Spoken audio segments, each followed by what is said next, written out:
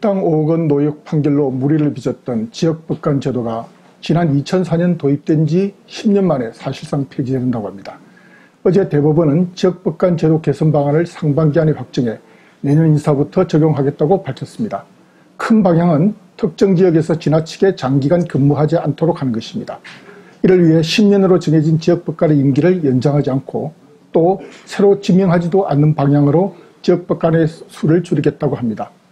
대법원의 대책 발표는 상당히 발빠른 것입니다.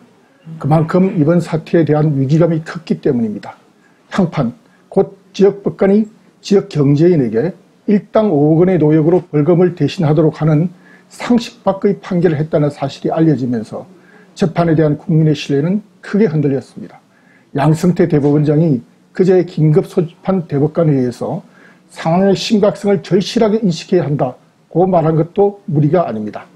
국민이 법관을 믿지 않고 재판 결과를 의심하기 시작하면 국민의 신뢰를 유일한 방패로 삼는 사법의 독립은 금세 흔들립니다.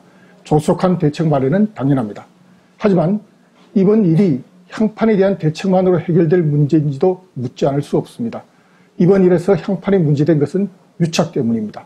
특정 지역에서 오래 근무한 향판이 그 지역 인사들과 지나치게 가까워진 나머지 원칙과 정의에 어긋나는 상식 밖의 재판, 상식 밖의 판결을 하게 된다는 것입니다. 그런 위험은 분명히 있습니다.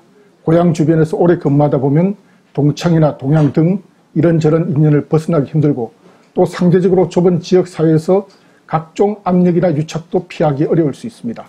하지만 그런 유착은 정도의 차이는 있되 향판 말고 경판, 곧 중앙법조계에서도 종종 목격되는 일입니다.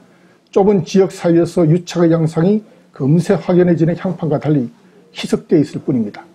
학교나 고향이 같다든지 함께 근무한 일이 있다는 인연이 재판에 영향을 미치는 일도 여전하거니와 정관예우 논란도 아직 사라지지 않았습니다. 재벌그룹을 편드는 판결이라거나 대형 도폰과의 유착이 의심된다는 말도 자주 나옵니다. 상식을 벗어난 법논리를 들이댄 무리한 판결이 대부분 그런 의심을 받습니다. 이번 일에 대한 대책이 향판 문제보다 법관과 사건 관계자와의 유착 차단, 재판과 판결의 투명성 제고에 초점이 맞춰져야 하는 것은 바로 이 때문입니다. 지역법관 제도의 폐지가 능사인지도 따져봐야 합니다. 지역법관 제도는 법관들이 대부분 수도권 근무를 희망하면서 지역에 오래 있지 않으려 한 탓에 만들어졌습니다. 지금 이를 없앤다고 해도 법관들의 수도권 근무 선호 현상은 계속될 수밖에 없습니다. 또 서열을 중시하는 법관 인사의 특성 때문에 지방에서 오래 근무하는 법관은 그 명칭이 어떻든 존재할 것입니다. 현실적으로 지역에 연고를 둔 법관들이 남아있을 수밖에 없다고 한다면 그 폐해를 최소화하는 것이 현실적일 수 있습니다. 예컨대 지역 근무를 희망하는 법관에 대해서는 본인의 동의를 전제로 수도권을 포함한 다른 권역에서 일정 기간마다 순환 근무를 하도록 하고 대법원 재판연구관 등 교육과 수련의 기회를 확대하는 방안을 권할 만합니다. 대법원이 법원 안팎의 의견 수렴을 통해 바람직한 개선 방안을 마련할 수 있기를 기대합니다. 감사합니다.